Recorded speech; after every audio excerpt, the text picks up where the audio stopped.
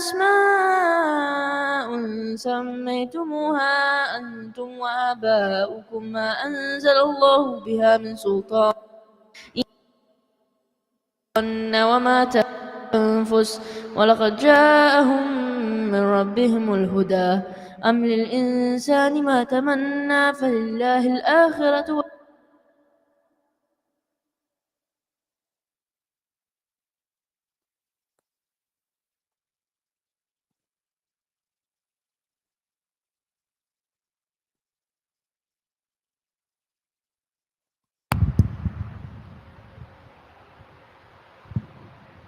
صلوات.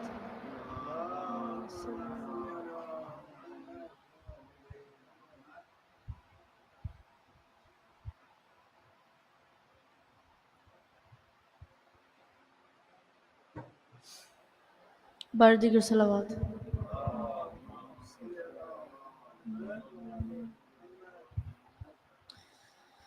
آج بھی زینب کی آتی ہے صدا بھائی حسین. آج بھی زینب کی آتی ہے صدا بھائی حسین. تیرا چہرہ تیری آنکھیں بھول کب پائی حسین.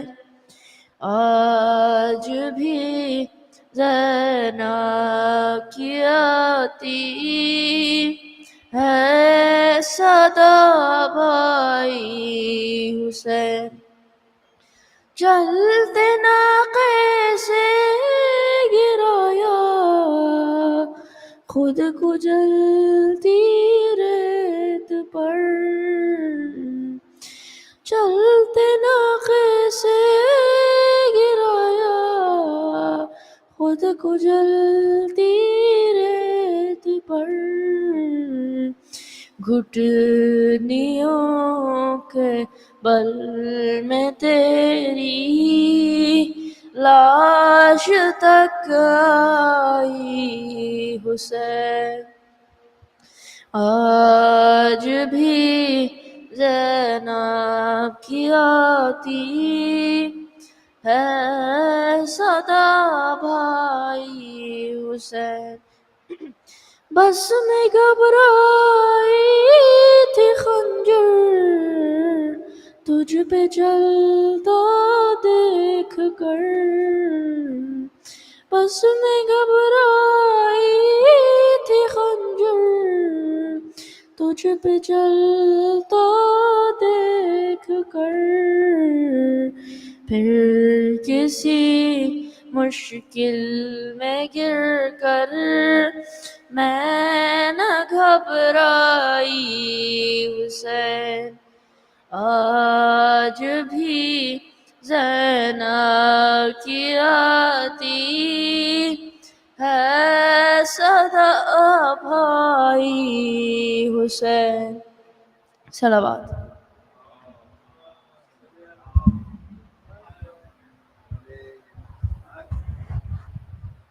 Next, I'd like to request Shamsher Bhai for recitation. Bar Muhammad wa Ali Muhammad Salawat.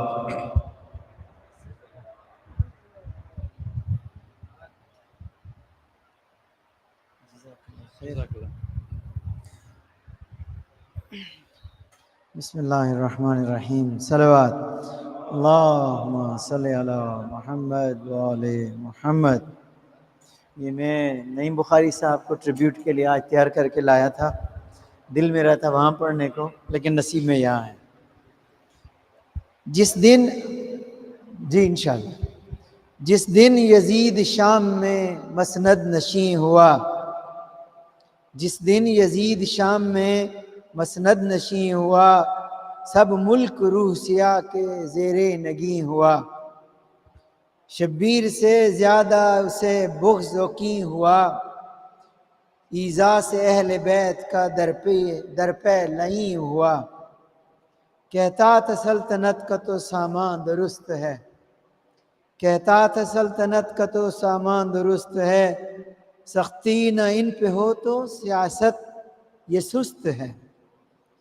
خط حاکم مدینہ کو لکھا بشد و مد، مضمون یہ تھا کہ تب ہے اطاعت تیری سند، بیعت میری حسین سے لے تو بجد و قد، میں فوج بھیجتا ہوں کرے گی تیری مدد، بیعت کریں تو جلد ادھر بھیج دیجیو، بیعت کریں تو جلد ادھر بھیج دیجیو، راضی نہ ہو تو کاٹ کے سر بھیج دیجیو۔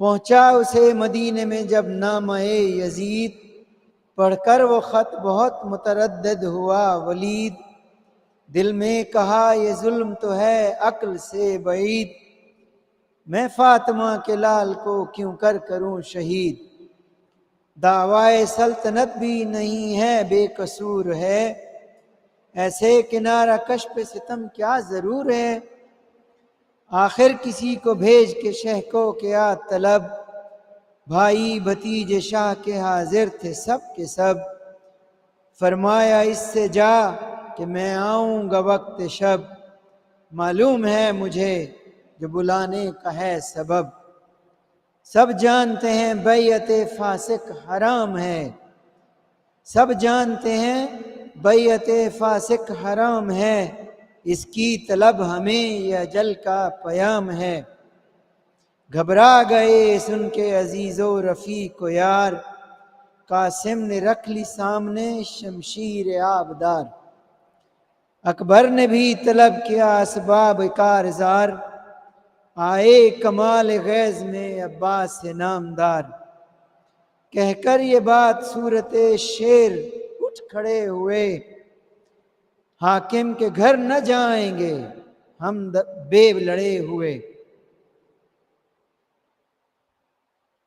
زینب کے دونوں بیٹوں کو اس دم رہی نہ تاب، جا کر حرم سرا میں کہا با صد اضطراب، حاکم کے گھر جاتے ہیں شاہ فلک جناب، اماں ہمارے نیچ لا دیجئے شتاب، بگڑے گی گر تو خون کے دریا بہائیں گے، بگڑے گی گر تو خون کے دریا بہائیں گے، کام آج بھی نہ آئے تو کس کام آئیں گے، سن کر سخن یہ ہو گیا زینب کا رنگ زرد، سن کر سخن یہ زینب کا رنگ ہو گیا زرد، آنسو بھر آئے آنکھوں میں اٹھا جگر میں درد، بولی کلیجہ تھام کے اور بھر کے آہ سرد، کیا والی مدینہ ہے آمادہ نبرد، ایسی علی کے لال سے تقصیر کیا ہوئی، کیا جرم کیا گناہ ہوا کیا خطا ہوئی،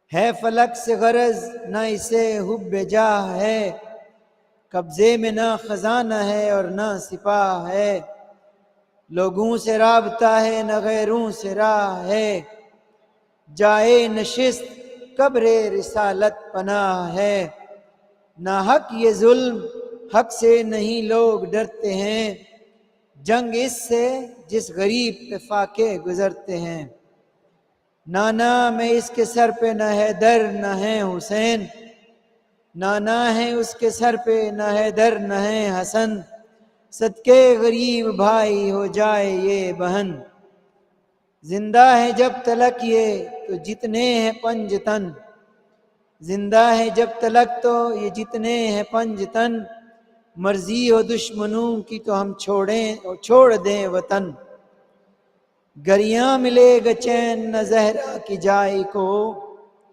گریاں ملے گا چین نہ زہرا کی جائی کو، جنگل میں جا رہے گی بہن لے کے بھائی کو، بھائی کو میرے بلاؤ سنو میں حال، بھائی کو میرے پاس بلاؤ سنو میں حال، کیا بات ہے جو خاطر اقدس پہ ہے ملال، تنہا چلا نہ جائے کہیں فاطمہ کا لال، بھائی پہ کچھ بنے گی تو کھولوں گے سر کے بال، شاید دغا ہو جنگ کا سما کیے چلیں، حاکم کے گھر ساتھ مجھے بھی لیے چلیں، زینب یہ کہہ رہی تھی کہ آئے امام دین، زینب یہ کہہ رہی تھی کہ آئے امام دین، منہ دیکھ شہ کا رونے لگی زینب حزین۔ فرمایا شہ نے روتی ہو کیوں، خوف کچھ نہیں، حاکم کے گھر میں جائے گا حیدر کا جانشین، وہ اور ہے جگہ تمہیں جس کا خیال ہے، وہ اور ہے جگہ تمہیں جس کا خیال ہے، یا مجھ پہ ہاتھ اٹھائے کوئی کیا مجال ہے۔ سمجھا چکے بہن کو جو حضرت یہ چشم تر، سمجھا چکے بہن کو جو حضرت بچشم تر، باندھی شہ نجف کے کمر بند سے کمر، ڈالا بائے پاک محمد کو دوش پر، لے کر عصائے نبی چلے شہ بحر و بر، یوں ساتھ تھے عزیز شہ کم سپاہ کے، جیسے ستارے چرخ پہ ہوں گرد ماہ کے، اس دم کمال حضرت زینب تھی بے قرار، بیت الشرف سے جاتی تھیں ڈیوڑی پہ بار بار، عباس سے بلا کے کہا اے وفا شعار، بھائی کو چھوڑیو نہ اکیلا بہن نثار، حاکم سے ہم سخن جو شہ خوش خصال ہوں، حاکم سے ہم سخن جو شہ خوش خصال ہوں، تم ایک طرف ہو ایک طرف میرے لال ہوں۔ یہ بات کہہ کے رونے لگی وہ جگرے کباب، 40 شخص لے کے چلا ابن بو تراب، جو دیکھتا تھا شان امام فلک جناب، کہتا تھا وہ کہ رات کو نکلا ہے آفتاب، رستے میں شب کو حسن نبی کا ظہور تھا، افلاک تک زمیں کے ستاروں کا نور تھا، حاکم کے در پہ پہنچے تو کہنے لگے امام، تم سب رہو یہیں کہ نہیں وہاں تمہارا کام، پر جب کروں پکار کے حاکم سے میں کلام، در نہ آئیو کہ مدد کا ہے وہ مقام، گھبراتے اتنا کیوں ہیں کہ میں بے قصور ہوں، گھبراتے اتنا کیوں ہو کہ میں بے قصور ہوں، نہ تم مجھ سے دور ہو نہ میں تم سے دور ہوں، پاس ادب سے کہہ نہ سکے کچھ رفیق و یار، بولے یہ ہاتھ جوڑ کے عباس نامدار، دل کو غلام کے نہیں آئے گا یہاں قرار، سایہ کی طرح ساتھ نہ چھوڑے گا جان نثار، شاید نہ پہنچے یہاں تلک آواز دور کی، کفشی لیے رہے گا یہ خادم حضور کی، سمجھا کہ بھائی کو گئے حاکم کے پاس شاہ، سمجھا کہ بھائی گئے حاکم کے پاس شاہ، اس نے کہا معاویہ نے لی عدم کی راہ، پڑھیے خط یزید کو اے شاہدی پناہ، پڑھ کر وہ خط امام نے کھینچی جگر سے آہ، فرمایا سر کٹے تو کٹے کچھ علم نہیں، دانستہ دیویں ہاتھ سے عزت وہ ہم نہیں۔ صلوات۔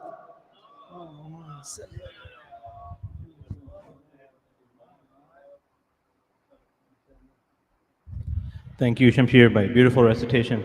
Next, I'd like to welcome Faris to the stage. Please recite your source.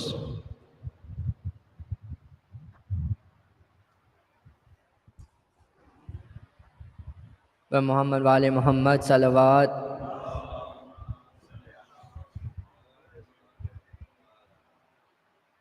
عباس تیرا حق ہے زمانہ تجھے روئے، عباس تیرا حق ہے زمانہ تجھے روئے، جب شام و سحر فاطمہ زہرا تجھے روئے، جب شام و سحر فاطمہ زہرا تجھے روئے، عباس تیرا حق ہے زمانہ تجھے روئے لیے پہرے پہ ستمگار کھڑا ہے لیے پہرے پہ ستمگار کھڑا ہے کیسے تیرے لاشے پہ سکینہ تجھے روئے کیسے تیرے لاشے پہ سکینہ تجھے روئے عباس تیرا حق ہے زمانہ تجھے روئے جس وقت اٹھایا نہ گیا لاشا جواں کا جس وقت اٹھایا نہ گیا لاشا جواں کا شہ اس کڑی اکبر سے زیادہ تجھے روئے شہ اس گھڑی اکبر سے زیادہ تجھے روئے عباس تیرا حق ہے زمانہ تجھے روئے زینب نے کہا شام میں غریبا میں غازی زینب نے کہا شام میں غریبا میں غازی بے پردہ مجھے دیکھ کے بابا تجھے روئے بے پردہ مجھے دیکھ کے بابا تجھے روئے عباس تیرا حق ہے زمانہ تجھے روئے بن ہاتھ کے کس طرح تو گھوڑے سے گرا تھا بن ہاتھ کے کس طرح تو گھوڑے سے گرا تھا یہ سن کے بہت اہلے یہ سن کے بہت اہل مدینہ تجھے روئے یہ سن کے بہت اہل مدینہ تجھے روئے عباس تیرا حق ہے زمانہ تجھے روئے صلوات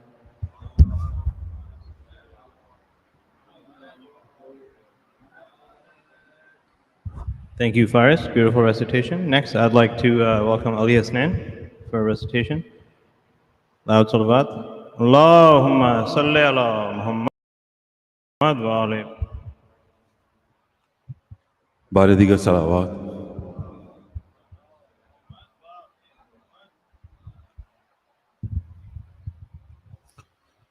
آسماں والوں سے پوچھو مرتبہ عباس کا آسماں والوں سے پوچھو مرتبہ عباس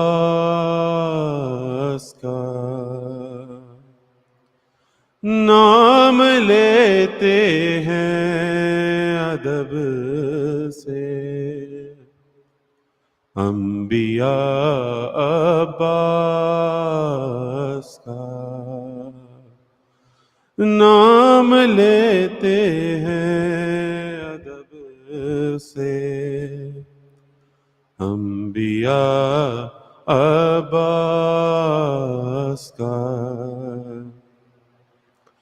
کوئی پتہ ہل نہیں سکتا اجازت کے بغیر، کوئی پتہ ہل نہیں سکتا اجازت کے بغیر، ساری دنیا ہے خدا کی اور خدا عباس کا، ساری دنیا ہے خدا کی اور خدا عباس کا، ہو بہو عباس تھے شیر خدا کا آئینہ، ہو بہو عباس تھے شیر خدا کا آئینہ، بن سکا لیکن نہ کوئی آئینہ عباس کا، حرملا بے شیر سے نظریں ملاتا کس طرح، حرملا بے شیر سے نظریں ملاتا کس طرح، آنکھیں تھیں اصغر کی لیکن روب تھا عباس کا، آسماں والوں سے پوچھو مرتبہ عباس کا، سر کہیں سینہ کہیں بازو کہیں گردن کہیں، سر کہیں سینہ کہیں بازو کہیں گردن کہیں، گھاٹ پر بکھرا پڑا ہے لاشائے عباس کا، ہائے پردے کا محافظ عمر بھر یاد آئے گا، ہائے پردے کا محافظ عمر بھر یاد آئے گا، کیسے غم بھولے گی زینب کی ردا عباس کا، آسماں والوں سے پوچھو مرتبہ عباس کا، پر محمد و آل محمد صلوات.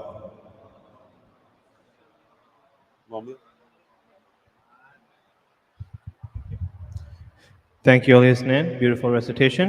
I would like to a few things before we start the program.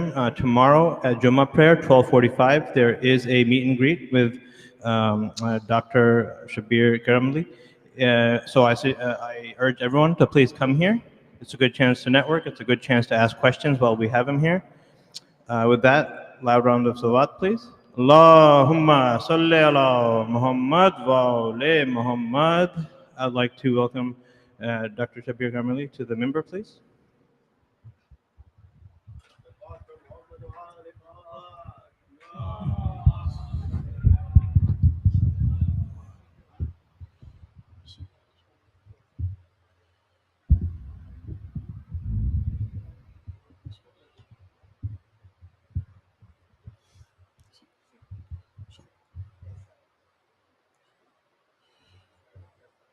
Oh, Bhajan. Bhajan. Sorry, you get it. You have to tighten this on. I have to figure out something.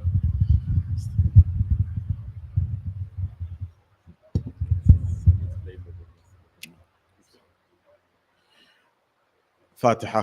Bismillah.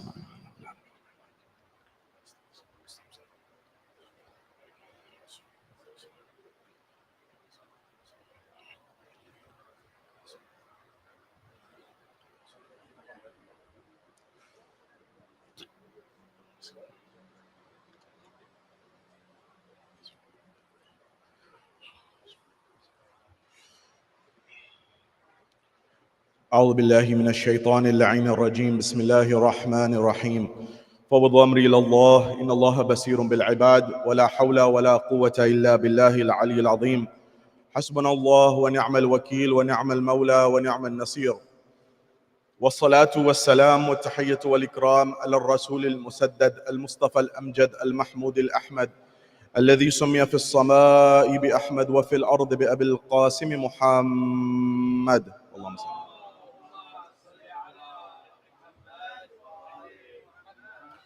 وعلى أهل بيت الطيبين الطاهرين المعصومين المظلومين المنتجمين الذين أذهب الله عنهم الرجس وطهرهم تطهيرا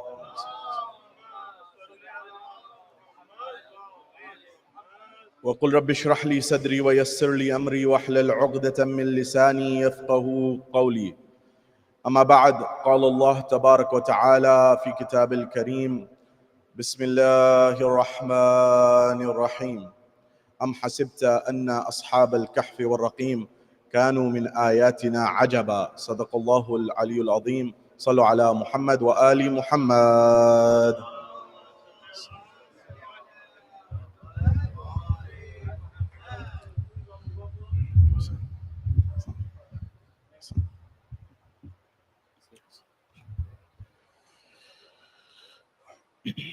My respected elders, brothers and sisters in Islam and Iman, here in Boston or across the globe, wherever you may be hearing my voice, Salamun alaikum jamian wa rahmatullahi wa barakatuh. Question: what is God? We've been discussing the future of our community in light of the Husseini movement, the movement of Imam Hussein, and how to build the future of our community by understanding challenges and also presenting some opportunities for growth. And we talked last night about the concept of what does Islam say about economics, and what does it say about development, and what does it say about my career, and many other aspects of things that have been discussed and addressed by Islam. And we talked about those things. And the ethos of that was to inspire us to do things, entrepreneurship, just economics, conscious capitalism that is aware, that has a pulse, that is alive, as opposed to unconscious capitalism that may milk society for its worst.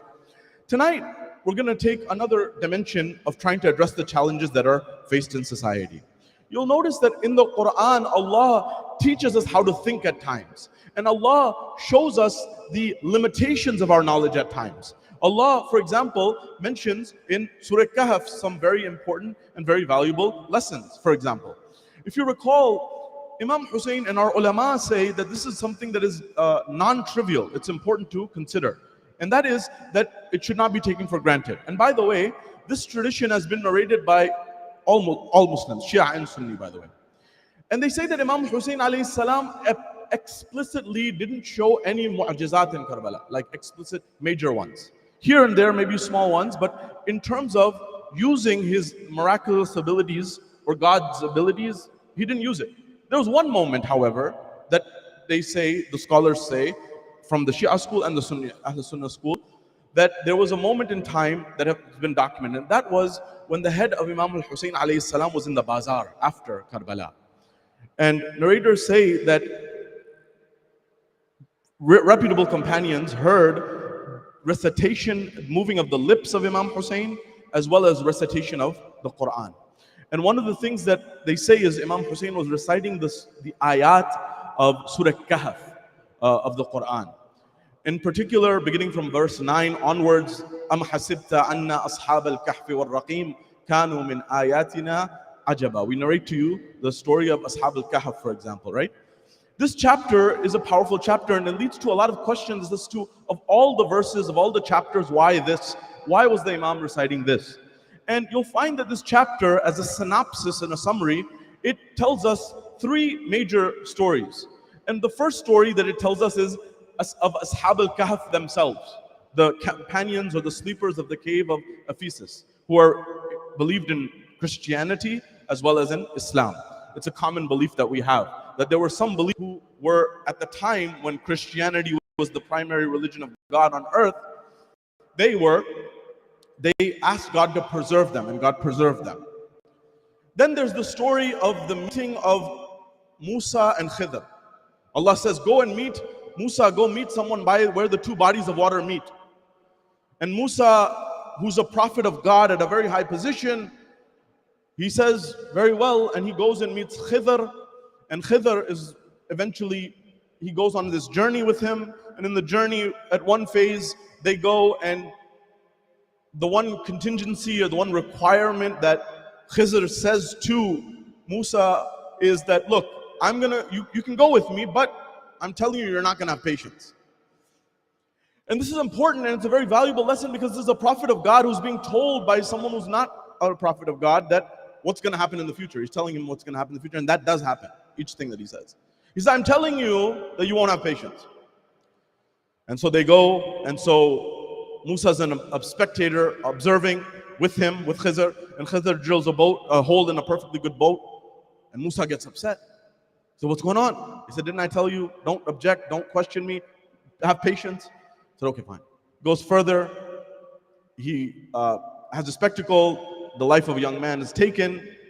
Musa objects. So what's going on here? I said, didn't I tell you? I said, okay. Third level, he gets to a place where there's some people in a town, and they ask the people of the town for some help, and the people of the town don't give help. But despite this, Khidr, he corrects a wall that is dilapidated, and he fixes it. And eventually, when the third objection happens from Musa, Khidr says, هَذَا فِرَاقٌ بَيْنِي وَبَيْنِكَ. This is where you go your way, I go my way. But I'll tell you why each thing happened. He said the first situation of the boat, there was some bandits who were stealing the boats of people. And so I put this hole in the boat so that people would see it and they would say, this is not worth stealing. But the owner would come and say, I can patch this up, I can fix it. I said, okay. Second one was, it's a very long argument, and if you want, we can talk about it another time. And you'll have to have a different framework. And the concept of framework will be very important in tonight's discussion as well. So let's leave that on ice. Regardless, he says that Allah will replace this with something better. Third level, he said, why'd you fix this wall? And on top of that, these people weren't even good to us. He said, underneath this wall that I fixed was the property of some orphans. And had I not done it, it would have been susceptible to theft. He said, this is where you go your way, I go my way. Second story in Surah Kahf. And then the third is the story of Dhul Qarnayn, who went east and west, right? And this is another example, by the way, of someone who was a good person in the Quran, who Allah gave them money and power and kingdom. And they used it for good, right? Sulaiman, Allah gave him wealth and power. He used it for good. Dhul Qarnayn used it for good. And so the story of Yajuj and Majuj is there. By the way, in the Bible, they're called Gog and Magog. And it's very important for you to know these things because they have an impact on policy in our world. You know Chomsky from your city, MIT, most cited professor, right? He's paid a big price for his honesty. And he said that, I remember him saying once that he read something and he said, I didn't say publicly about it because I thought people would think I've lost my mind. And he said, until it wasn't published in a book publicly, I didn't mention it. And that was a conversation that happened. The book was the biography of the French president. And he says, during the time of Bush Jr. was speaking to the French president, and they documented this in the book. And he said, he was talking about going to the Iraq war, and he was comparing the Iraqis in Iraq to Gog and Magog, Yajuj and Majuj. And the French president was like, what on earth is going on here? And he asked his advisors, go research, what is he talking about?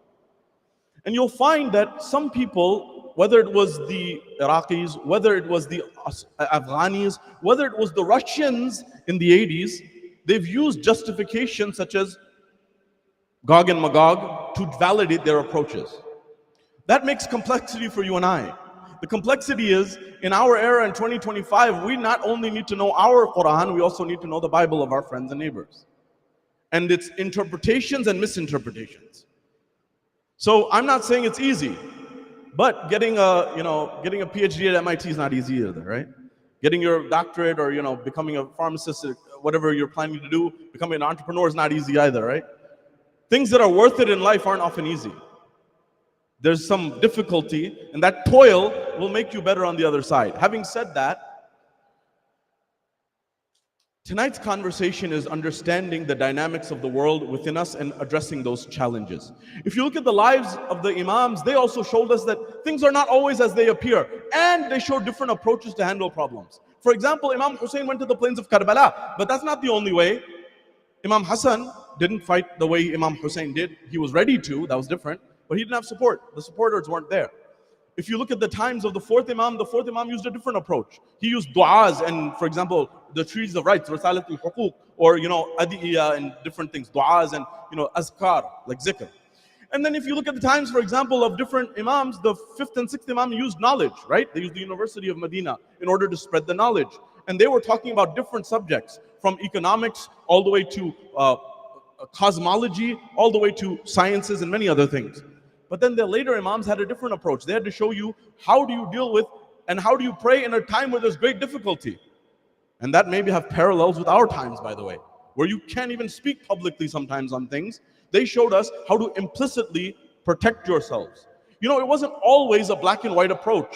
The Ahlul Bayt had to balance things, They had to balance sometimes preserving the religion and the blood of the faithful. And at times they had to make the religion also flourish. There was an ebb and flow. They were choosing between multiple variables. So there were times where people told the Imams, why don't you revolt and why don't you stand up, we'll support you.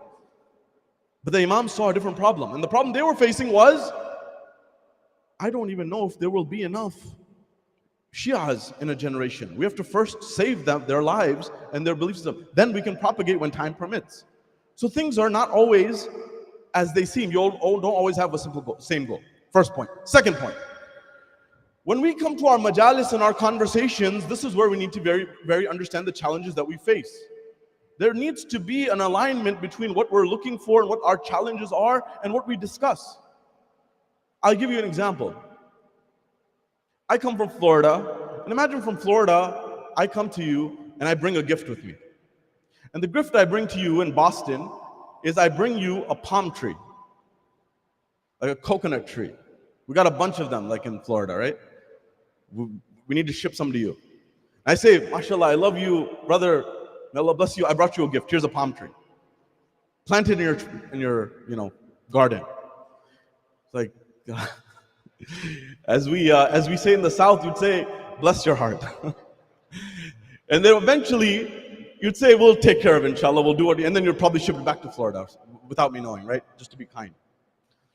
And let's say you come from Boston and you come to Florida and you bring a gift for me. And you know what you bring? You bring this really big Canada Goose or Montclair jacket. You know those jackets that are for like Alberta? And I'm like, God bless you, bless your heart. And I ship it back to you. Oftentimes, we don't realize it, but this is exactly what we do in the Majlis of Imam Hussein. I'll take you an example.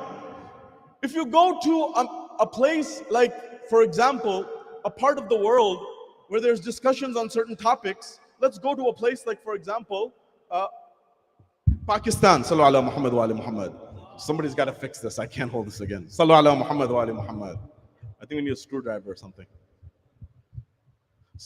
Sallu ala Muhammad wa ali Muhammad. I'll hold it for now and then maybe somebody can. No problem. So, having said that, no, fix someone, please fix this. I'm holding it temporarily. So, having said that, this is not excellence, by the way. That's why I've been pushing and harping on this. I'm trying to be, it's tough love. I love you guys, but we don't grow until we give tough love. This has to be sorted. Sallu ala Muhammad wa ali Muhammad. Allahumma salli ala Muhammad.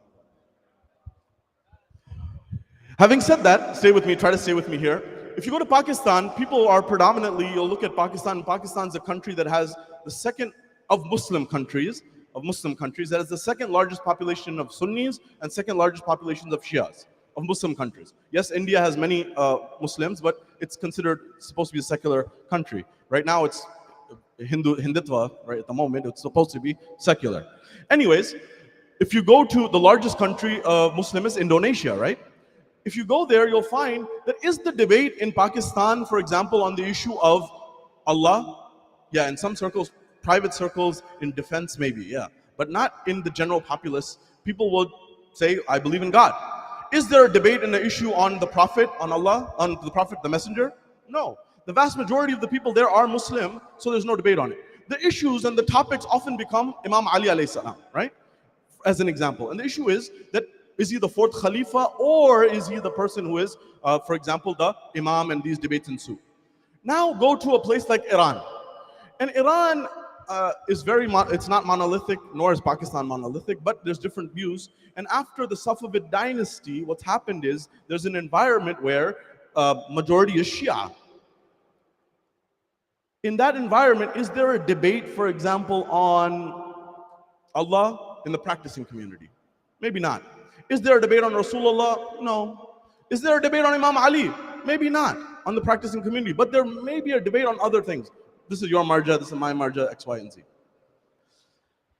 This is important. And why do I say this? The reason I say this to you, because we sometimes, when we've had majalis, and the majalis that I've grown up listening to, sincere people, honest people, ulama and scholars, they would come to the majalis, they would come to there, and they would give topics, they would give discussions, but when they were sitting on the mimbar, it was much like them coming from another part of the world, coming here and offering you a palm tree in Boston, or offering you something that isn't a product market fit. It's not fit for the problems that you and I have in society. So where do you need to start in America? Where do you need to start in London? Where do you need to start in Australia? Where do you need to start in Canada? You have to start with God itself, God Himself. You need to establish that foundation first. And everything builds on top of that. And people have not been given satisfactory answers to their relationship with God. Predestination, free will, haven't been given satisfactory answers. When it comes to aspects of, for example, that what is the dalil of Allah, not satisfactory answers many times. This Imam, the Quran, Imam Hussein, the Ahlul Bayt, they dedicated their life to the concept of the Quran, which from beginning to end is Tawheed. And sometimes Tawheed is shaky in our communities. Not because it's anyone's fault here, by the way. It's because we haven't addressed the problems that people are facing. We're addressing problems from somewhere else. Baba, my problem when I get to college is not to prove the wilayat of Imam Ali. That comes way down the line. Does the person walking down the street know Imam Ali in our world? Maybe not. But when I go to college, believe me, I have lost friends who have become from Shia, Sayyid families, for example, they have become Christians. Why? Because when you go to college, you don't know this, I don't know this maybe, but this is happening. There are certain communities who actually prepare their students when you get to college. This is how you convert others. Are you aware? I hope you're aware of this, right? And they know all the tricks of the trade to make someone believe in something else. They'll use all the logical fallacies, all of the cognitive biases, and all of those things that are there in order for people to follow along. So now, when it comes to this is very pertinent. This is very important. This is very vital at this era and this time. When Allah tells us something, when God tells us something, we take it seriously because it's God.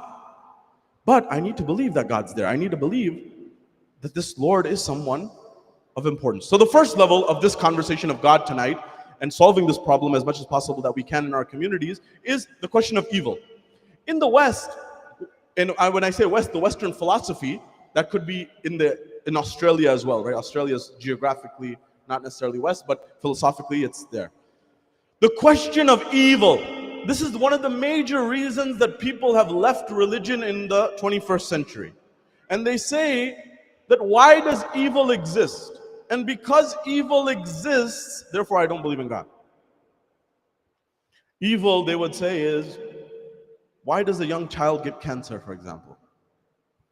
Why are people going to sleep hungry? Why are people being starved in the Middle East, for example? Why are people being killed left, right, and center? That's evil. Evil exists. This is the argument. Evil exists. God knows about it. God has all power, and he's not doing anything. Therefore, I don't believe in God. That's the argument. God is omnipotent, omniscient, omnibenevolent, all good, all powerful, all knowing. He can stop it, but he doesn't. So I don't believe. What's the answer to this? It's an interesting perspective. This happens to do with your worldview. And you find that some things were recreated in life. It's important to know the background of these things. When you study them, when you analyze them, you'll find that the background is answered and it's very clear on certain things. For example, if you read history, for example, if you read Karen Armstrong's The Bible, A History, if you know certain things, you'll know why they emerge. For example, have you ever heard either on college campuses, and by the way, Christians are our friends. The Quran says it very clearly. You'll find that the nearest to you are the Nasara, right? In the Quran it says, because amongst them they have monks who are kind-hearted and compassionate. But within Christianity, there are different denominations, right? And some denominations are rather different, to say the least. But in principle, we're very aligned and we have a common love of Nabi Isa alayhi salam. Anyways, at that junction, when you're dealing with the situation, there's a line that sometimes when people are trying to convert others to Christianity, they say, and the line, or even bring people from Christianity back to Christianity, born again. What do they say? Jesus died for your sins. Why do they say that? Does anyone know? Why do Christians say Jesus died for your sins? It's a good question. So Armstrong argues that in her book, the reason that this emerged was because this line was reverse engineered. Why was it reverse engineered? The reason that it was reverse engineered was for a very particular reason, inshallah. Sallu ala Muhammad wa ali Muhammad.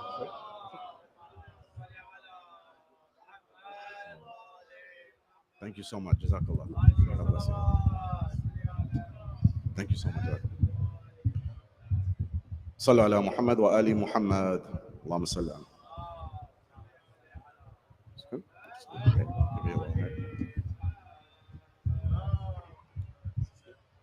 A little bit higher. That's good. Yeah, that's good. But I don't think it's staying. That's my hand. Okay, that's good. Sallu ala Muhammad wa ali Muhammad.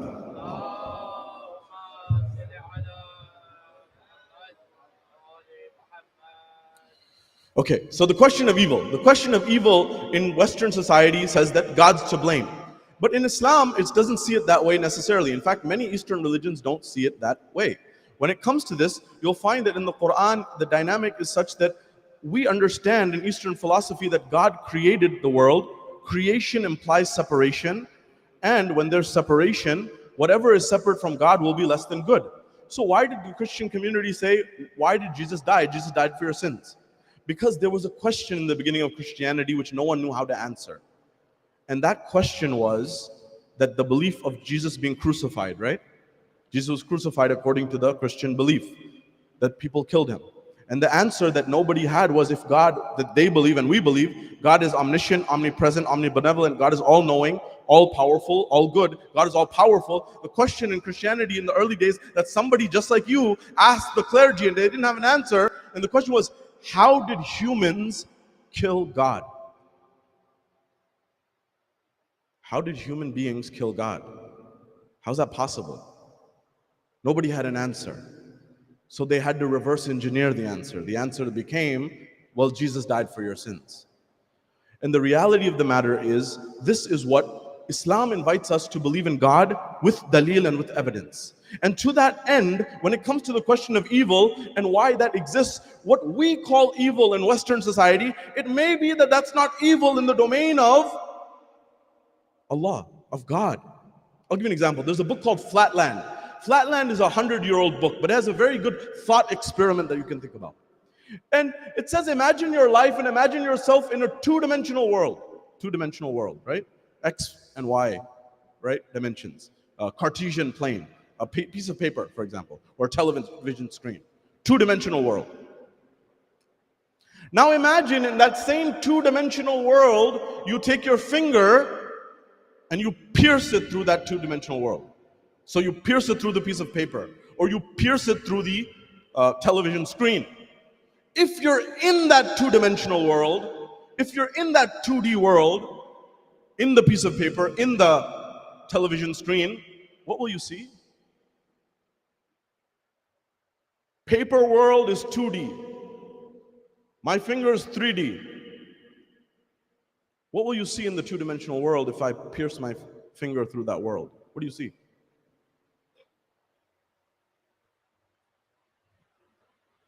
I know you know. Fair. Yeah. Yeah. So you'll see a flesh-colored line. A line that is the color of my skin. A line. Because you don't have the third dimension. You see two dimensions. You'll see a line that's the color of my skin. But what is it in reality? In reality, it's a finger.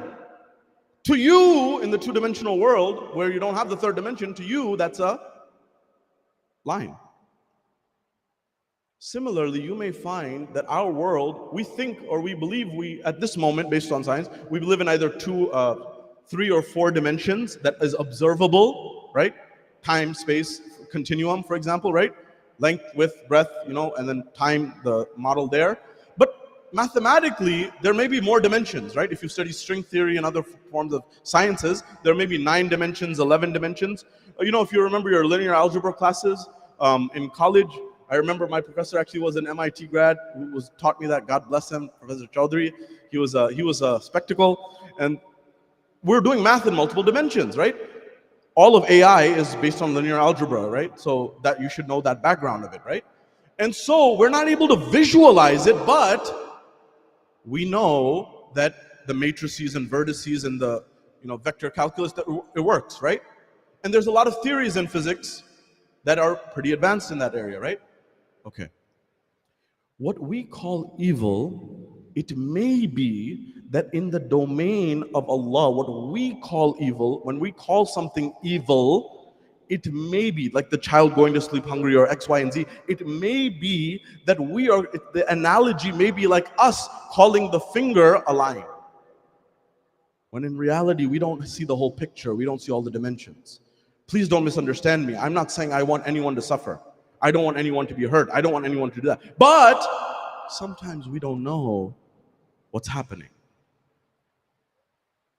I'll give you an example. I was once listening to NPR. Right now, alhamdulillah, we seem to have NPR for the time being. Who knows how long it will last before it's gone. Anyways, they were interviewing a couple on NPR, on National Public Radio. And this couple were a very wealthy, affluent couple from the northeast of America, particularly the tri-state area, New York and Jersey and Connecticut. And these children, it was like one of those StoryCorps type of events, like where there was parents and then it was very emotional. And so the parents were extremely affluent and they had a child who was born who was Down syndrome. Child was born Down syndrome. And so the interview was talking about the philanthropy that these parents did and all their efforts and all of these things. And then he asked the question, the journalist, the reporter, asked the family a question. He said, you've done all this philanthropy throughout the Northeast, and you have this child, and this child is, now 18. Can I ask you a question? They said, yeah, sure. If you were to go back in time, 18 years ago, when this child is to be born, would you want this child to be born the same way or not? Heavy question to ask a parent. But I'll never forget the answer. I pulled my car over. I was at home and I was ready to go inside. I stopped. It's one of those driveway moments. And the parents, without missing a beat, they said, for the sake of our child, we would not want him to be born this way again. But for our sake, we would want him to be born like this again and again. What? So the journalist asked, like a good journalist should. Why? Why 2 answers? Why 1 answer for the child, 1 answer for you? They said the answer is clear. For our child, we just would not want our child to suffer. We wouldn't want our child to suffer. And he may have suffered at times. But for our sake, we would want him to be like this over and over again. So he said, why? He said, because we believe this child in our lives has made us better people, better human beings. So he said, why? He said, because we had a lot of money, which a lot of people in society don't. And perhaps we believe that perhaps had we not had this child in our lives, we would do what a lot of other wealthy people do. We would squander our money on yachts, cars, vacation homes, money that we didn't need to use it on those things. And we'd be empty at the end of the day. Rather, we've used our wealth today for things that we're very proud of. We have given institutions throughout the Northeast for other families who have Down syndrome children who don't have the resources that we have. And we've made a difference in their lives. They've told us that we have. And perhaps we wouldn't have been aware of this had this not come into our lives. Sometimes we don't realize it, that the challenges that may come in your life may be an opportunity. That what we call evil may be something that is not quite exactly what we're only looking at one dimension.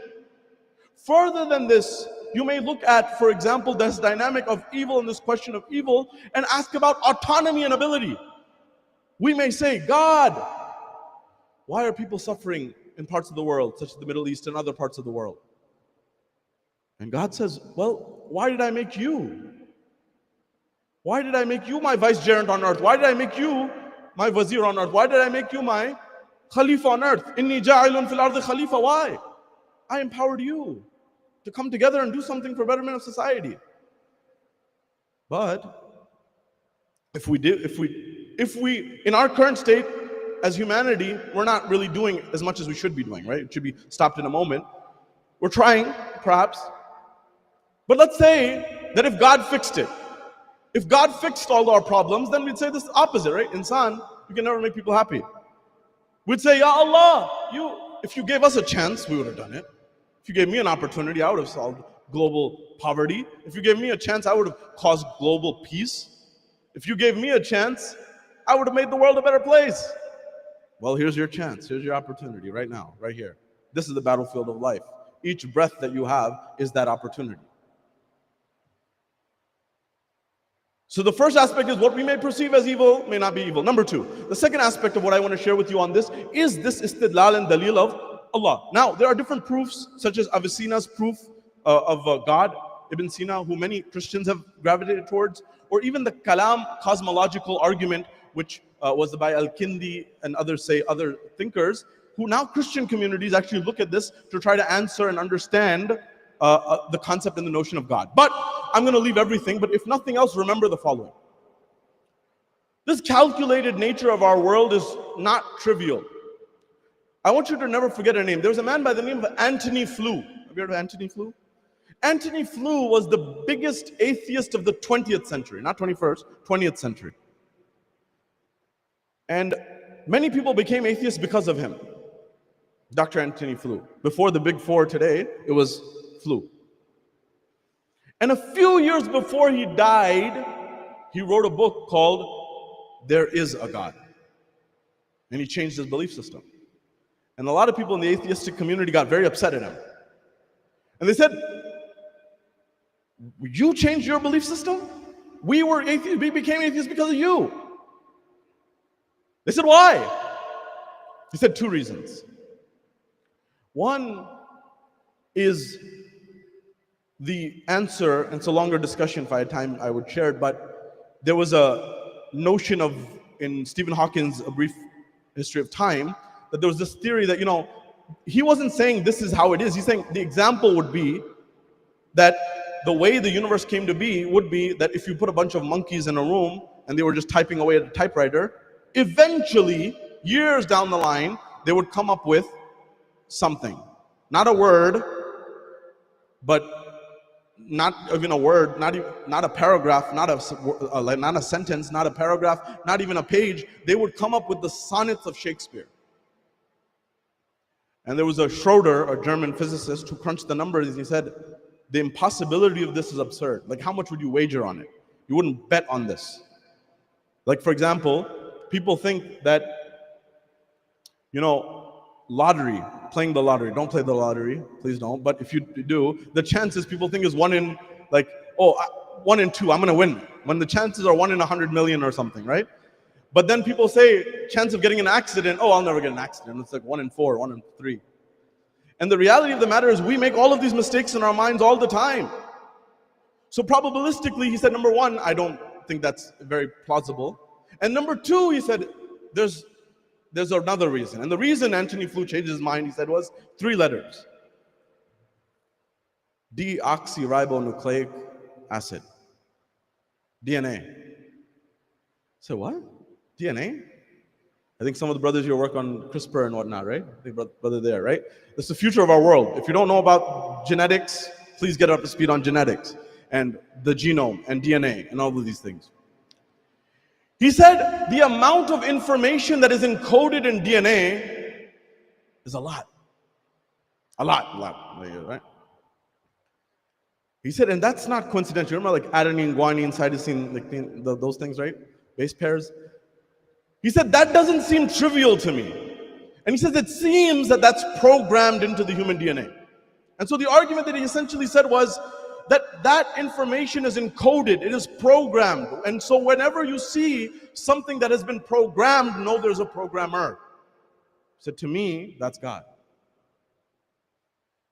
You may find that sometimes people will give you bogus arguments. The culture of our environment today in academia is such that it favors being religiously atheist or agnostic, neutral at least.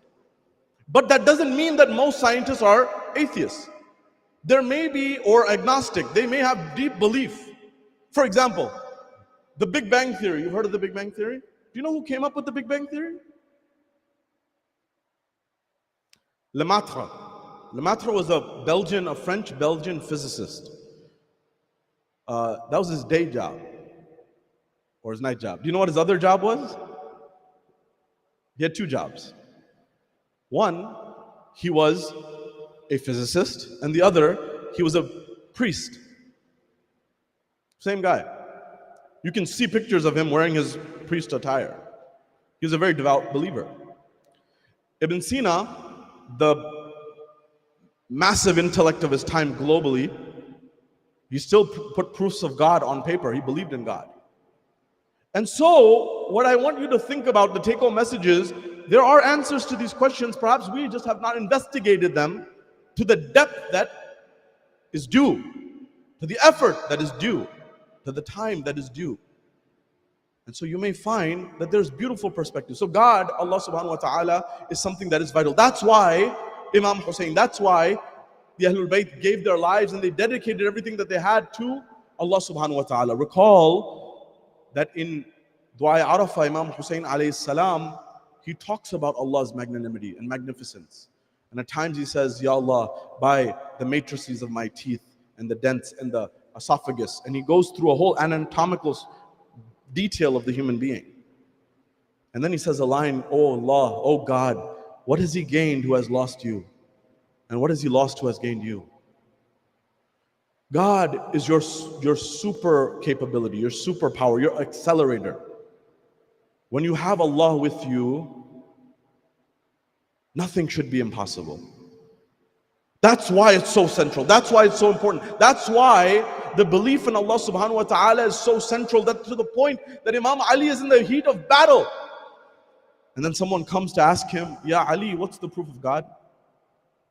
And he stops in the middle of the battle and he starts answering this question. And people are saying, Ya Ali, what are you doing? Let's win the battle and then you can talk to him. He said, if he doesn't know why we're fighting, well, what's the point of fighting? What's the point of establishing ourselves? What's the point? We need to know why we're doing what we're doing. And so when it comes to this, it's important for us to recognize those things, the concept of Allah subhanahu wa ta'ala. And you'll find that Tawheed, belief in one God, and I'm telling you this from my friends who converted or reverted from other faiths to become Muslim, they tell you that no religion on earth has as strong a concept of God as Islam. You wouldn't find anything hard-pressed. Even our Jewish neighbors and friends would say that they would pray in a mosque, but perhaps they wouldn't pray in a church. You're aware, right? Many times that the Jewish community will say that the God of us and the Muslims are the same. And the principal notion was understanding Allah subhanahu wa ta'ala. All of the Ahlul Bayt focused on one thing. They never focused on people to follow them for their own sake. They said, we're a means to an end. The end is Allah subhanahu wa ta'ala. We follow the Ahlul Bayt because they hold our hand and they take us to Allah subhanahu wa ta'ala. We follow the Ahlul Bayt because they give us a first class ticket that expedites us to the realm of Allah subhanahu wa ta'ala. And because they exemplified what is possible in human beings by virtue of this. It's important for us to reflect on this. This relationship of God can make you immortal. And that's what the Ahlul Bayt taught us. I'm going to leave everything tonight as we come to these nights. Just remember, those questions need to be investigated and thought about and answered to the satisfaction of our community, now and for the future as well. Tonight we return our hearts and our minds to Karbala, and we can remember a companion, a brother, an individual who shows us magnanimity at its highest level. That sometimes strength is control. Strength is being able to control yourself. You know, I've been speaking periodically in Urdu at times, right? In Shairi as well as Masaib. There's a reason. If you go to Columbia in New York City, the Ivy Leagues are known for different things, right? And at times they've been known for one thing more than the other. Columbia is known for many things, the business school and other things, obviously. MIT is obviously known for its science and technology. Harvard's known for a whole bunch of things. Princeton's known for a whole bunch of things. Columbia, one of the things historically it's been known for is languages, linguistics. It's a very renowned, some of the greatest experts in the world have focused on that. And one of the things that they argue is languages have different elements. Some languages are very good for directness of speech, absolute precision. And some languages are better for logic, some languages are better for emotion. And you'll find that German, for example, can be direct at times. Latin languages can be direct at times. And even within the Latin languages, they're not all the same. There's a book you may have read or heard of by an author named Jean-Paul Sartre. It's called, it's about absurdity, right? The Stranger. You may have heard of this book. And the book's written in French. It's been translated in English. And he starts the line, it's considered one of the strongest openings of a book in 20th century. He says, Maman est morte. That he says, Mom died today, or was it yesterday? And there's been huge debates about does maman mean mom or mother? And many French experts of the French language say that maman translated into mother is completely inadequate. It doesn't hold the emotions. It doesn't hold it's like saying ammi or amma and then saying mom or ma. It's not the same. And there's huge debates on this issue. That's just between Latin languages. You'll find certain languages are very high in the emotional resonance scale. I say this because I grew up listening to Majlis and Masaib in Urdu. And I'll be honest with you, because I speak both, I feel it more in Urdu. And one of the reasons is Urdu derived predominantly from Arabic and Farsi and Sanskrit, and Arabic and Farsi is off the charts on it. These are languages that are very high on the emotional resonance scale. So there's a reason for it. Language you don't need to throw the baby out with the bathwater. Not everything is bad, necessarily. And you may find there's a lot of benefit in a language like Urdu. You may try to learn it. You may say, why? It may help you in business and life. There's a book called Hit Refresh by a gentleman by the name of Satya Nadella. He runs a company called Microsoft. You might have heard of it. And they asked him, Nadella, how do you get innovation? Your company's at the cutting edge of AI and you name the technology. You're leading $1 trillion company, right? With a T. How do you get innovation? And he said, I get innovation. You want to know the truth? He said, yeah. He said, I get it from Urdu poetry. What? You're running $1 trillion company? He said, yeah. He said, in particular, a poet by the name of Ghalib. Before you pull out fatwas, it's the same Ghalib who said, Ghalib Nadeem dost se, aati hai boo dost, mashghul haq hu bandagi Abu Turab mein. He said, if you want to know what path Ghalib is on, I'm on the path of Abu Turab.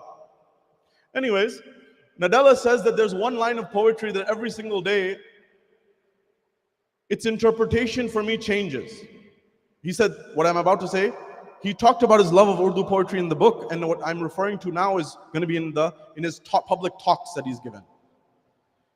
He said, there's a line, Hazaron khwahishein aisi ke har khwahish pe dam nikle, right? He said, every day the interpretation of that line changes for me. What that means about what we'll pursue, what we've pursued, what we've not pursued, things of that nature. Every day. By the way, side note, this is one man-made line that the CEO of $1 trillion company says that I interpret this every single day, one line of a poet every single day differently. I ask me and you, what about the book of God? What about the Quran? If you and I have the same interpretation of a verse in the morning and in the evening, we've lost out. There are so many layers of depth to the Quranic verses that it baffles your mind.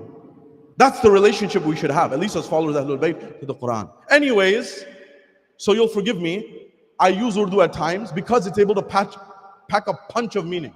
Number one. Number two, the English tradition is newer with respect to Ahlul Bayt in Islam. That needs to be cultivated by your generation, by our generation. It needs to be created. There's no Mirza Dabir in English yet. There's no Miranis in English yet. It takes effort, it takes work. We need to build that. It needs to happen, but it doesn't happen overnight. Anyways, Abbas is something that transcends the mind. He teaches you about the most amazing things about life. And sometimes, someone who's as courageous, as strong, as vibrant, as powerful as Abbas. Abbas comes from Abasa. Hazrat Abbas had the ability to freeze the enemy with his sight, with his glare. But perhaps his greatest strength was not his strength and power and all of this. Perhaps his greatest strength was his restraint, his control, his ability to control himself. Poet says an amazing line, Utar ke darya mein usne pani नमू लगाया कमाल ये था मंजर भोपाली उतर के दरिया में उसने पानी नमू लगाया कमाल ये था जहां पे मुश्किल था तिश्नगी को वहां बचाया कमाल ये था. Where thirst was in trouble, Abbas protected it and he saved it. बहादुरी में अली का सानी कमाल कब था जो लाता पानी. बहादुरी में अली का सानी कमाल कब था जो लाता पानी. वो अपने चुल्लू में रूह दरिया निकाल लाया कमाल ये था. He said that the ability of Abbas going there and destroying the enemy, that wasn't a big deal. What's the big deal? It wouldn't be a surprise. The surprise was to have all that ability and control it. कमाल यूं तो बहुत सुने थे मगर हम असगर से कब मिले थे. कमाल यूं तो बहुत सुने थे मगर हम असगर से कब मिले थे. जहां पे रोने पे बंदिशें थी वो मुस्कुराया कमाल ये था. जहां पे रोने पे बंदिशें थी वो मुस्कुराया कमाल ये था. Karbala turns what we think is human nature on its head. When Bibi Zainab said, Ma ra'aytu illa jamila, I saw nothing but beauty. She shows you power. Because Yazid was implying, he's taken everything. What do you have left? And so he wanted Bibi Zainab to blame Allah. And who is Zainab? The daughter of Abi Ali al-Murtada, the daughter of Fatima al-Zahra. Right? She's a battlefield warrior in her own right. Right? Khatm hai fasle kama, bol rahi hai Zainab. कौन बोलेगा जहां बोल रही है ज़ैनब. तीरों शमशीरों सिनाहों के सितम के लश्कर थक गई सबकी ज़बां बोल रही है ज़ैनब. और मुद्दतों बाद फिर से सुना है अली का लहजा, क्यों ना झूमेगी अज़ां बोल रही है ज़ैनब. और ऐ यजीद इससे बड़ी हार तेरी क्या होगी. ऐ यजीद इससे बड़ी हार तेरी क्या होगी. वो तेरा घर है जहां बोल रही है Zainab. wo tera ghar hai jahan bol rahi hai Zainab. What greater loss than this, that Yazid, it's your own home where Yazid, Zainab is speaking to you like that, Yazid. It's the message of Sayyida Zainab that allowed Karbala to stay alive. The ulama have answered this, by the way. Ghadir, 120 plus thousand, 124,000, whatever the number was, companions. Everyone said, oh, we forgot, we weren't there, we didn't hear. But Karbala, but 72, but every corner of the world commemorates Imam al-Hussein alayhi salam. Every nook and every cranny. That's the efforts of Bibi Zainab. That's why Iqbal the poet says, Hadith-e-ishq do bast karbo balao damishq yake Hussein rakam kar digar Zainab. He said the gate, the story of divine love of Allah subhanahu wa ta'ala has two gates, two stories, two babs. One was written by Hussein and one was written by Zainab. This same Zainab's brother is Abul Fadl Abbas. Abbas comes, and I'm leaving everything. Abul Fadl Abbas comes on the plains of Karbala, and one after the other people have gone to the battlefield. And eventually the cries of the children, Al-Atash, Al-Atash, Al-Atash, they become unbearable for Abbas. And at that junction, Hazrat Abbas, he comes to Imam Hussein and he says, my Mawla, my master, can you give me the permission to go to the battlefield? To which they say, Hazrat Abbas says this to Imam Hussein, and it's as if Imam Hussein alayhi salam, he says, Abbas, you're the flag bearer of my army. You're the alamdar of my army. You know, this alam, its symbolism is important. It's victory, it's strength, it's determination. At that junction when this happens, when Abbas hears this, he says, my Mawla, my master, where is that army of which I am the alamdar? Where is that army of which I am the flag bearer? That is, where are the companions? They've all gone and given their lives. Where are Habib, Muslim ibn Usaja? Where are these? Where's Zuhair? Where are these people? Where are the ones I grazed with my own hands? Where is Qasim? Where is Ali Akbar? Where's Aun and Muhammad? They've all gone. At that junction, eventually they have a dialogue back and forth. Eventually the Imam finally accepts on the basis, he says, Abbas, fair enough, go, but only you are allowed to get water for the children. At that junction, Abbas understood. The narrations say Abbas, he speaks to the children, and he speaks perhaps to Sakina, and he says, bring me the mashk, bring me the water skin, perhaps I can go and get you water. Ajrukum ala Allah, Imam Hazrat Abbas, or as in they call him in Iraq, they call him Imam Abbas, because he was an Imam in his own right, a leader in his own right, Babul Hawaj in his own right. This Abbas comes, and he comes with a spear, and he comes with a mashk, but when he first comes to Imam Hussein, and it's as if Imam Hussein alayhi salam, he takes the spear from the hands of Abbas, he breaks the spear, he gives the dull end to Abbas, and he says, Abbas, we have not come to fight, we have come for a greater purpose, we have come for a greater purpose. At that point, when Hazrat Abbas saw that he was given the dull end of the spear, perhaps he would say that from his side, Inna lillah wa inna ilayhi raji'un, that we are from Allah and to Allah we shall return. This Abbas, who had heard the cries of the children, he had heard the cries of Bibi Sakina asking for water, saying Al-Atash, he embarks and goes towards the battlefield, and when he goes, he splits the army apart. There is such a haibat, there is such a aura, there is such a strength in the maqam of Abbas, that when they see Qamaru Bani Hashim, the moon of Bani Hashim, they split. Abbas pushes them away, and he gets direct access to the Al-Qama, direct access to the Furat, direct access to the river. They split. When they split at that moment, he gets to the water, and they are afraid of Abbas.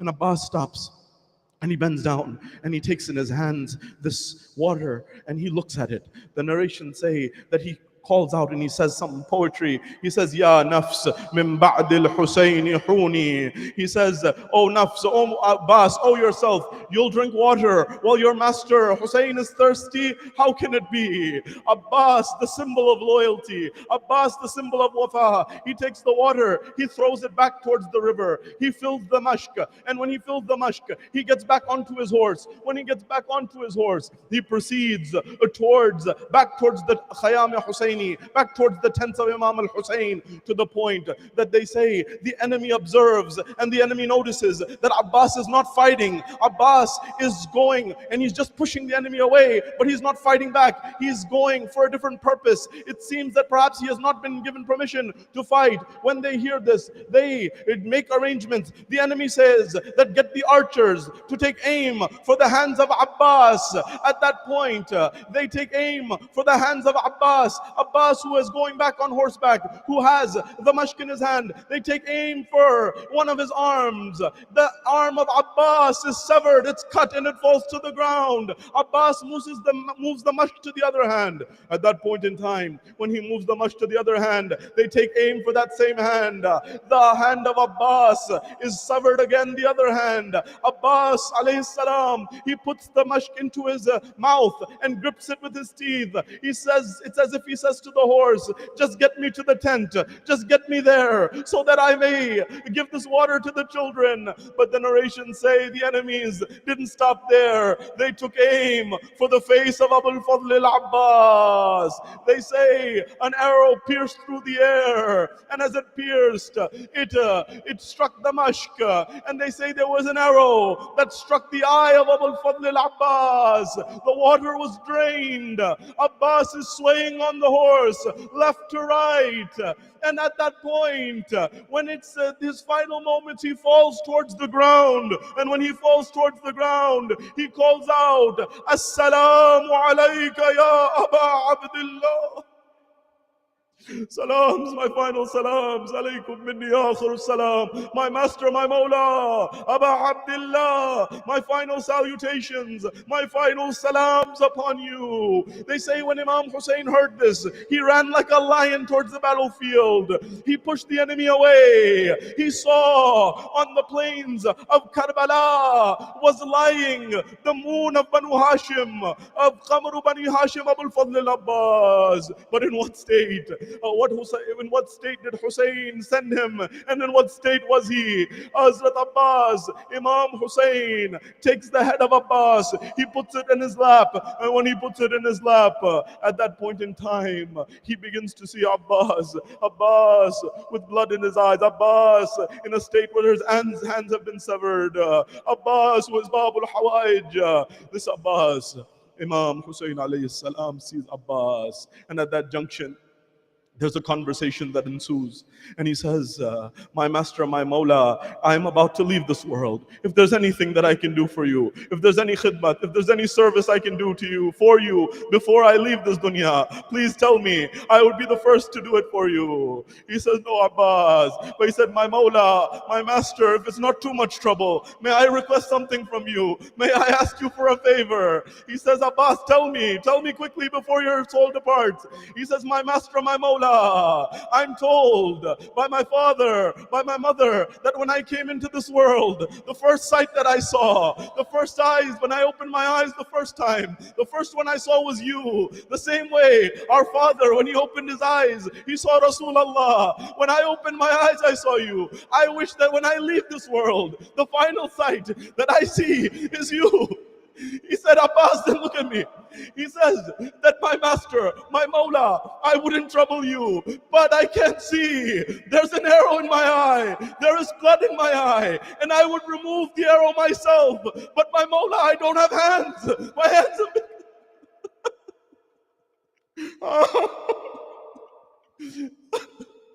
Imam Hussein wipes the blood away from the eyes and the face of Abbas. He says, Abbas, very well, look at me.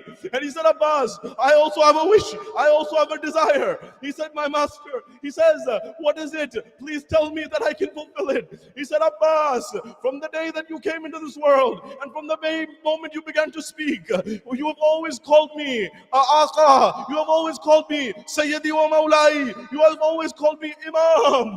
In this entire span, you never called me your brother. You never called me Akhi. For one time, Abbas, call me your brother. Call me Hussein, your brother. They say, Abbas said, Ya Akhi Hussein.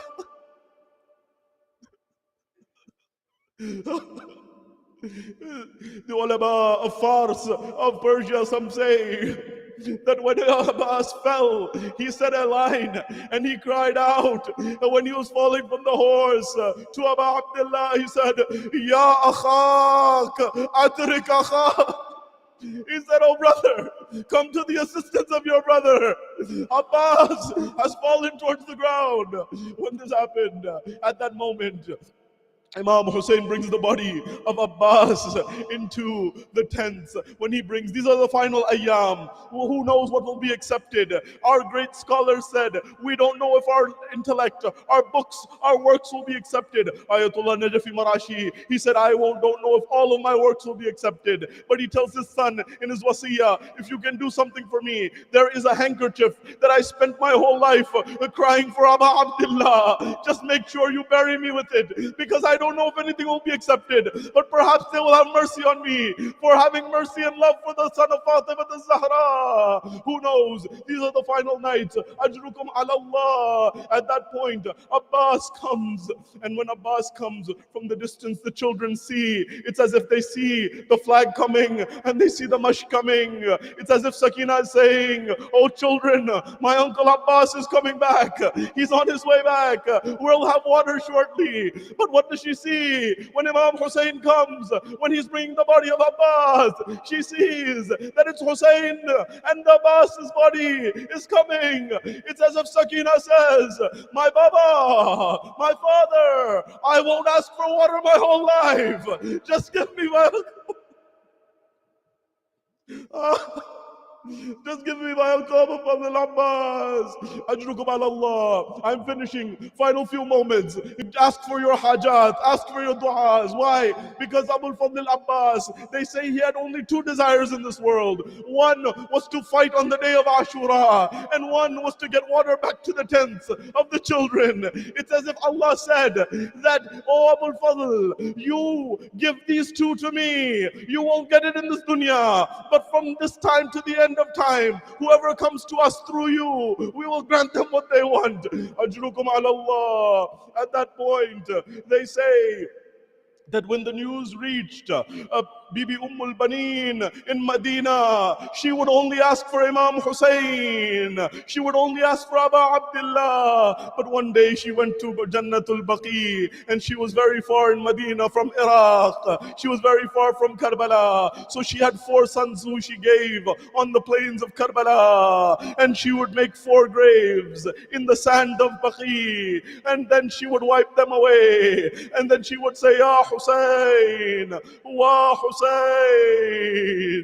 But then she used to say some poetry that used to break the hearts of the Ashqiya. You know what Bibi Ummul Baneen would say? She would say, Abbas, how did you let this happen to Hussein while you were alive? And she would say, Amarsiya. But then at the end, do you know what she would say?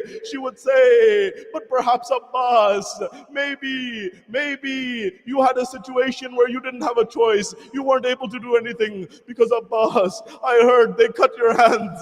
Abbas, I heard they shot an arrow in your eye. Abbas, I heard that you fell towards the ground. Ajrukum ala Allah. Final few moments. They say that at that moment, that Ummul Baneen would have asked that how is it that, oh Abbas, you fell towards the ground when you had no arms? What struck the ground first? What hit the ground first? Was it the face of Abbas,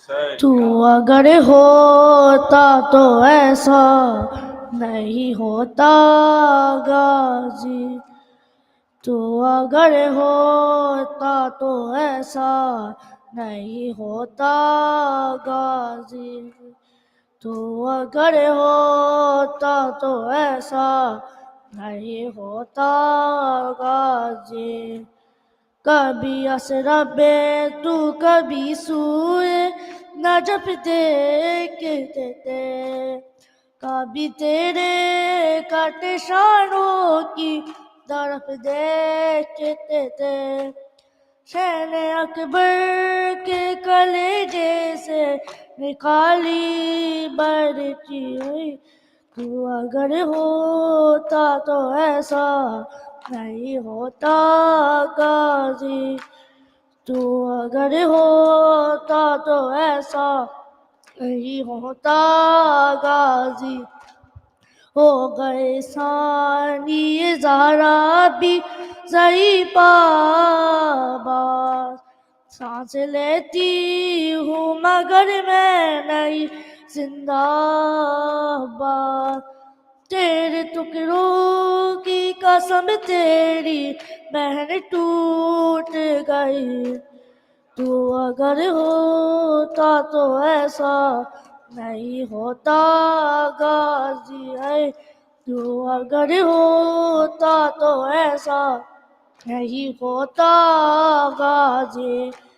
پیاس میں بھی تجھ آواز دیے جاتے تھے، زیر خنجر بھی تیرا نام لیے جاتے تھے، گردن شاہ پہ جب شمر چلاتا تھا چوری ہے، تو اگر ہوتا تو ایسا نہیں ہوتا غازی۔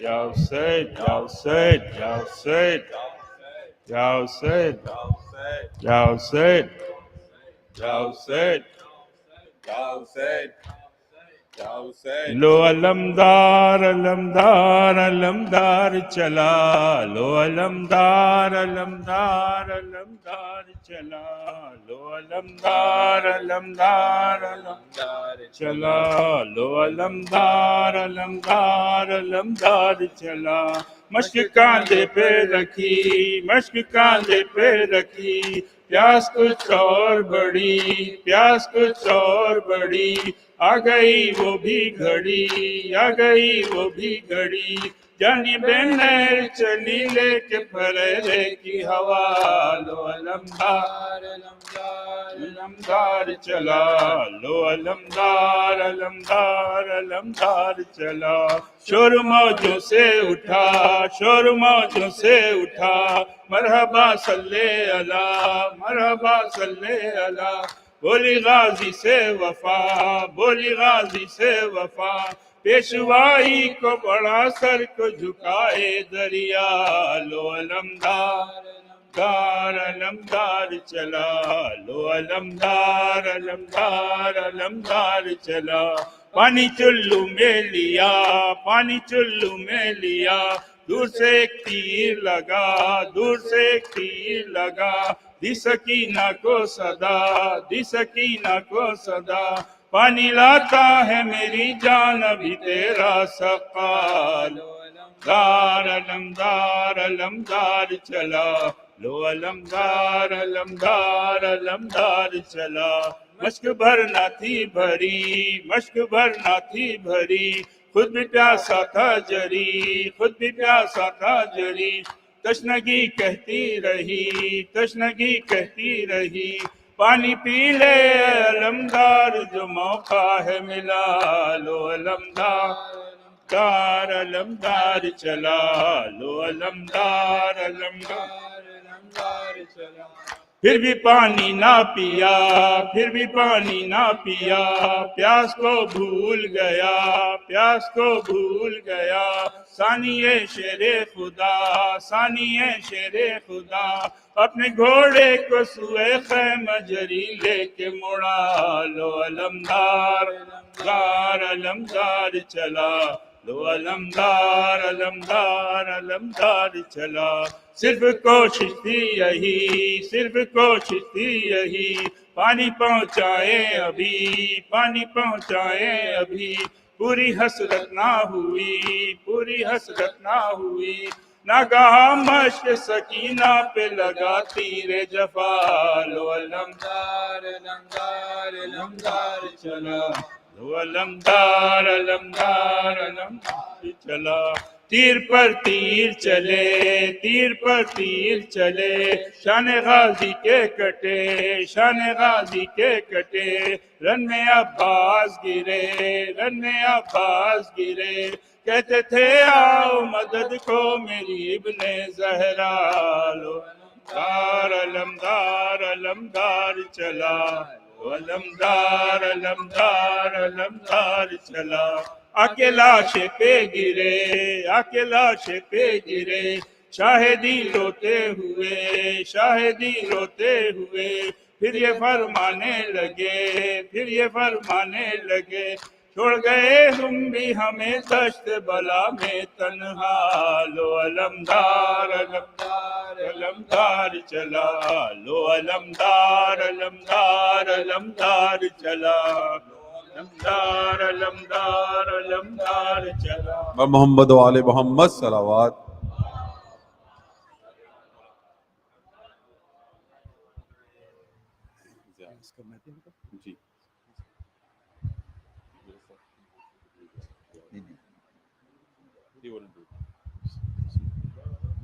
السلام عليك يا رسول الله، السلام عليك يا أمير المؤمنين، السلام عليك يا فاطمة الزهراء سيدة النساء العالمين، السلام عليك يا حسن المجتبى، السلام على الحسين وعلى آل ابن الحسين وعلى أولاد الحسين وعلى أصحاب الحسين، السلام عليك يا تسة المعصومين من ذرية الحسين ورحمة الله وبركاته، السلام عليك يا غريب الغرباء، السلام عليك يا معين الضعفاء والفقراء، السلام عليك شمس الشموس ونيس النفوس، أيها المدفون بأرض طوس الراضي بالقدر والقضاء ورحمة الله وبركاته، السلام عليك يا صاحب الأس والزمان، السلام عليك يا خليفة الرحمن، السلام عليك يا إمام الإنس والجان، أجل الله تعالى فرجك وسهل الله مخرجك وظهورك ورحمة الله وبركاته.